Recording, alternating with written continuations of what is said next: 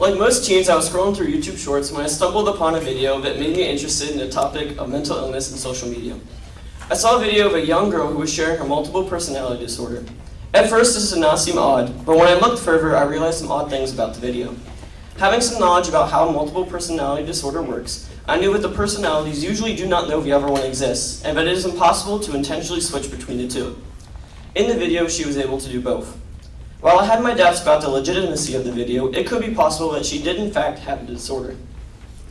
The video got me thinking about whether the video helped or hurt the people watching. I came to the conclusion that it was harmful, and this speech shows my reasons why. To understand how mental illness has been diagnosed, we must first take a trip to the past and see how mental disorders were thought to be caused. The first instance of mental illness in the world can be dated back to as far as 2000 BC. Hysteria was the name of the illness, and it was most common in women. In most early diagnoses, mental disorders were thought to have been caused by one of three things: the supernatural, a physical cause such as brain damage or imbalance, or a psychological cause such as trauma. The way that patients were treated for an illness was determined by the cause associated with it. The Greeks, however, were the first to separate religion from the diagnosis of mental disorders. Around 400 BC, Hippocrates proposed that mental disorders were caused by deficiencies of bodily fluids such as blood, yellow bile, black bile, and phlegm. Humorism, or the belief that an excess or deficiency of the four bodily fluids were responsible for mental disorders, was another reoccurring way of explaining disorders and is where bloodletting originated. Hippocrates divided mental illnesses into four categories: epilepsy, mania, melancholia, and brain fever. The 20th century brought about psychoanalysis. Psychoanalysis, according to the Oxford Dictionary, is a method of treating someone who is mentally ill by asking them to talk about past experiences and feelings in order to try to find explanations for their present problems. This is the first time therapeutic treatments for mental disorders was introduced. In 1883, the first system of cataloging mental disorders was created. German psychiatrist Emil Kraepelin published a system of mental disorders that differentiated various symptom patterns. In 1952, the first official Diagnostic and Statistics Manual of Mental Disorders, or DSM for short, was published. The DSM identified mental disorders and underwent multiple revisions in 1968, 1980, 1987, 1994, 2000, 2013, 2019, and most recently 2022. The most important revision was in 1980 that suggested a look at the whole person instead of a specific problem. Its goal was to be neutral in respect to the cause of the disorder.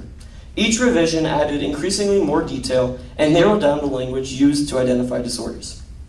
Although the diagnosis of mental disorders has become more accurate, it has not stopped people from twisting the language and generalizing disorders into broad categories, which is what the DSM was created to try to prevent.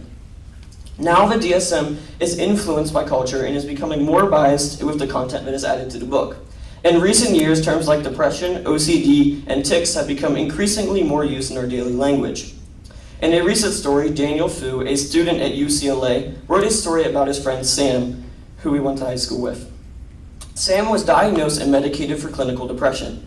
Students he went to high school with were also claiming to have depression. However, the symptoms that those students described did not match his symptoms at all. To him, it sounded more like sad feelings than depression. The way students around him described their depression made his depression seem delegitimized. He expressed that this was a new challenge for those with severe mental illness. Daniel Fu's takeaway from hearing his friend's story was that while normalizing mental illness has helped reduce stigma around mental illness, it has also created a community that contributes to a false belief and definition of how mental illness is thought to be. It has made mental illness a fad and undermines those who struggle with mental health problems. In another example given to us by Bonnie Wong of University of Southern California, this new perception of mental illness has birthed social media channels such as So Sad Today, a Twitter account with almost 1 million followers, which repeatedly shares cynical quotes about mental health and mental illness, such as, "Be right back figuring out how to live," "Is this death a memoir, a breakdown, or am I just tired, a memoir," and "It's important to be a mess." These quotes take problems such as depression and anxiety out of context and negatively romanticize mental illness. We can all agree that mental illness should be addressed. However, society wants to keep the status quo around mental illness how it is. Society should not glorify mental illness because it is harmful to us as a society, harmful to those with mental illness, and harmful to you as a person.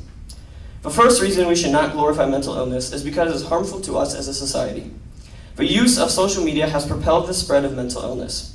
Media platforms such as Instagram, TikTok, and Snapchat are leading to the development of depression and anxiety, according to the National Institutes of Health. With the spread of mental health influencers, more and more young eyes are becoming aware of these disorders at a young age. Boys under the age of 10 are the most likely to develop depression, according to WebMD. Girls at the age of 16 are next on the list. This is alarming news because the future of the world is developing mental disorders at the age of 10. The second reason society should not glorify mental illness is because it's harmful to those who have mental illness. When language such as "I have depression" or "that triggers my OCD" is used, it is often said as a joke or without proper understanding of the meaning. To most people, this does not seem that bad, but as seen in the example earlier with Sam, this can undermine the conditions of people who suffer from mental illness. To us, this produces no reaction, but to someone experiencing the condition, it can cause them to boil up like a volcano ready to explode. Watching videos of mental health disorders can worsen or create new disorders. Mental disorders often hinder your brain from making clear and correct conclusions to simple problems. That means that things that we might not think of about as being harmful, they may overthink or process differently. Language that could be perceived as harmful to them never had an upside to begin with, so limiting our use of potentially harmful language not only benefits them, but benefits you as well. The third reason that society should not glorify mental illness is because it is harmful to you. Exposing yourself to material surrounding mental illness can cause a false perception of these mental diseases. This is not to say that you should shun people with mental illness or avoid exposure. It is to say that you should be careful of the type of content that you are watching and supporting. In the example that I used earlier, the Twitter account So Sad Today can cause that false perception of depression and anxiety. The language used in this particular instance is promoting self-harm and linking it to depression. Therefore, we can say that having depression makes you suicidal.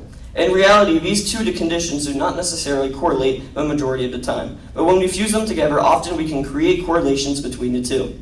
In recent studies, we are seeing that this link can give birth to new disorders. Scientists are finding a connection between watching this type of content and a development of the disease to the viewer.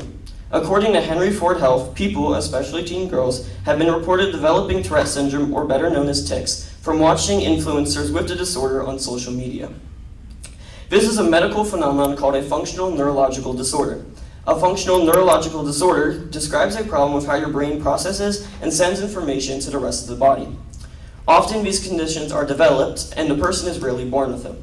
An example of a functional neurological disorder would be a child developing seizures by watching a parent with diagnosed seizures have an episode. Nothing is wrong with the child, however, the brain perceives that there is and tells the rest of the body this information, causing the seizures. There are two reasons why your brain does this. First is that your brain mimics what it sees. When your brain processes these conditions, sometimes it relays information back to your body, causing it to mimic the disorder, in this case Tourette syndrome. The other reason your brain will do this is because your brain needs a way to cope with conflict, so your brain resorts to unhealthy coping mechanisms. An example of this given by Dr. Omar Dannon of Henry Ford Health is, and I quote, "Here's an example most people can relate to. Say you have to stand up and talk in front of lots of people. You get nervous, and so your hands start to shake, your heart starts to race, and you get sweaty. You're not having a heart attack or a stroke, you're having a psychological conflict in your brain, and it's manifesting itself as physical symptoms." The increasing rise in TikTokers actively displaying their tics is causing a rise in Tourette syndrome in the youth. Most of the time, this condition is caused by other underlying mental conditions such as depression, anxiety, and trauma. Sharing your mental disorder to the public should not pose a risk to your viewer of adopting the illness. Sharing facts about mental diseases and how to treat them is not harmful, while expressing an illness to the public with no context or as a way to gain views is. As a social media influencer, you should understand that sharing or joking about the illness can have grave adverse effects that could spread the disorder to your viewer.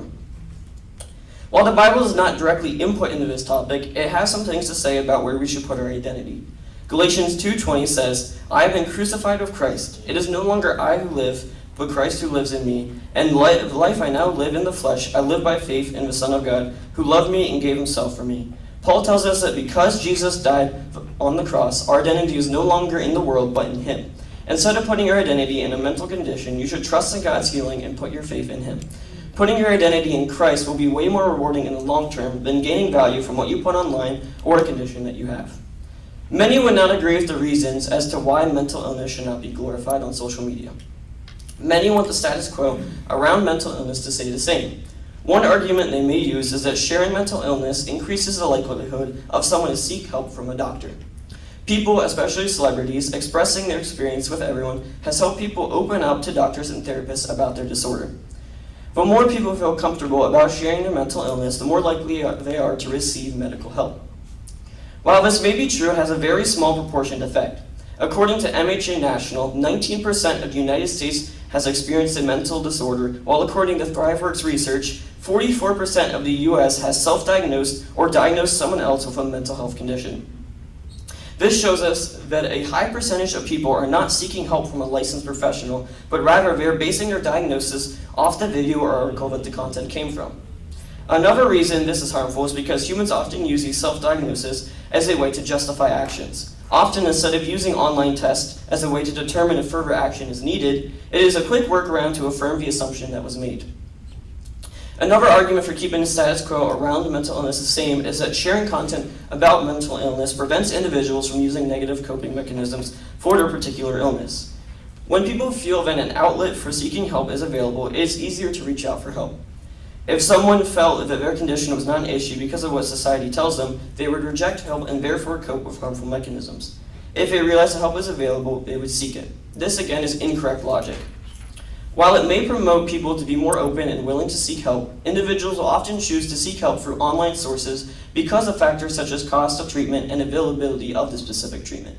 To reiterate, 2 reasons that someone may disagree with the statement that mental illness should not be glorified is because sharing mental illness increases the likelihood of someone to seek help from a doctor, and that sharing content about mental illness prevents individuals from using negative coping mechanisms for their particular illness.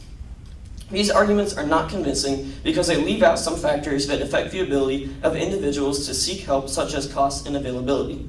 Also, people often substitute professional help with self-diagnosis, which can lead to excuses and further worsening of the condition. In conclusion, society should not glorify mental illness. The reasons why are as follows. Glorifying mental illness is harmful to us as a society, harmful to those with mental conditions, and harmful to you as a person. How can we fix the problem of glorifying mental illness? My solution is that influencers on social media should limit the way they express mental illness to strictly informative videos about a certain disease. Certain creators are doing this well, such as Jack Piggott, Brené Brown, and Dr. Mike Varshinsky. They all share important information about mental illness and ways you can cope with those diseases. If we do not allow people to make incorrect assumptions about the point of the video, it would help better mental health and spread important information to people in our society.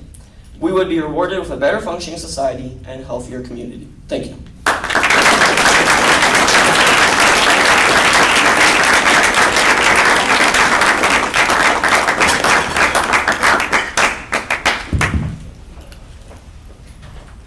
You did a good job on with the speaking part of it. I thought also that you are very passionate about this subject. So I was curious, what made you pick this topic, other than you said you came across the video? Was there something else that made you pick this particular topic? I mean, particularly it was that video, and then I saw recurring videos that looked similar to it, and it got me thinking a little bit about what the effects of those type of videos can give on the viewer. And noticing that the way our society moves is usually when we fix one issue, we tend to overfix it and then bring in another issue out of it. So just trying to address that issue, but like when we're still in the stage where we can end up overfixing it. Yeah, you're right on there. I think it's quite often what we do. We try to fix one thing with another and then have to fix that. So you're right on. How would you limit the way, because one of the things you said was try to limit influencers. So with most things in life, there's good and bad. There's good with the bad. Social media has a lot of great things about it, and of course, we've discussed that several times today, that there's a lot of bad things about it. So taking into account that we have freedom of speech and press here in the United States of America, how would we go about limiting some of the negative material that gets put out on social media? I mean, of course, you can't stop people from saying what they want to say. I would say, as a person, the best way to limit this would be to personally limit the content that you're viewing to information that is informative and is not used as a way to gain views or as a way to gain views or to make a laugh. So the best way is to just find some content that you see that is beneficial to the viewers and that doesn't cause harm like certain other content would do. So you're saying take personal responsibility. I like it. One last question. Do you think that sometimes is it possible that people who are viewing these ones maybe that aren't so beneficial, these social media influences, are they just trying to relate to someone? And then, again, I think you're saying take personal responsibility, but if someone's struggling and doesn't know quite where to look, how do we direct them in the right direction? Because, again, maybe they would identify with somebody, even if it's not necessarily the right thing, but they're struggling and they identify with something they come across. So how do we, again, maybe as a whole, get them directed in the right direction? I think one way is to, I guess, share awareness of certain content creators that you find beneficial, like the ones I mentioned in here. And then I think, what was the first question you had? Because you had a question before that. I don't even remember what my question was. I got into too much. Yeah, the last one was just, if someone's relating to someone and it's not necessarily good material, but I think you were right on there with what your answer was, that we try to, if we recognize that this isn't good material, maybe bring that to light. So I think that was good. That's all the questions I have. Thank you. Thank you. Good job, Blake. Good job, man. Just one question right now, and I just want you to elaborate on this question if you can. And it is this: how can we portray mental illness in the media in a way that is not feared, pitied, or fetished? That's a very great question. So I thought about this quite a bit, and I think the best way to share information about mental illness without doing one of those three things is just to explain either a personal experience in a way that is unbiased and say, this is what my condition, this is what happens in my condition, this is me saying what my problem is, what I need help with, and how I fixed it. And also sharing information directly, like factual information about the mental illness. Because not only does that bring awareness, but it also keeps bias away from it, and it also keeps those three things from being used to spread content. So I think the best way to make content about mental illness is informative content, because it doesn't have any bias involved with it.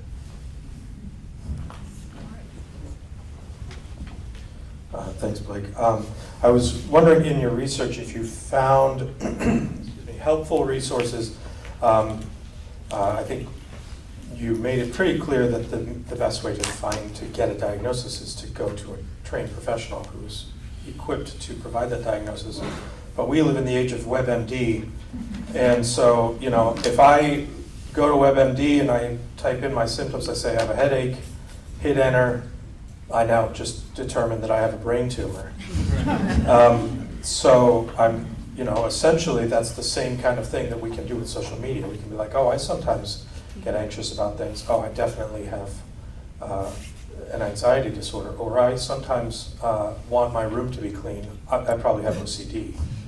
Have you found, are there helpful resources? You mentioned a few helpful influencers, but other than that, did you come across any helpful, particularly online resources for kind of separating the good from the bad and getting a little bit closer to what might actually be something I'm dealing with? I didn't find any particular resources in my research, but what I could recommend is that when you look up these, like your symptoms online, and you have multiple sources, maybe take some of those sources that kind of have similar diagnoses, and then when you do, in fact, maybe try to go to a medical professional, say, this is what I found, and is this maybe possibly what I have? Because I think a lot of times what you'll do is you'll look it up and say, I have this, I'm done now. That's not the end of it. You look it up, and then you say, this is what I could have, let me see what a professional has to say about it. So maybe taking multiple sources that you find and comparing what those answers say, and then taking it to someone who's licensed and trained in that particular topic. Sure, thanks. Next, or I guess maybe probably final question. What, if any, do you view as a role that either schools, particularly Logos, or the church can play in this kind of effort to not, glorify mental illness?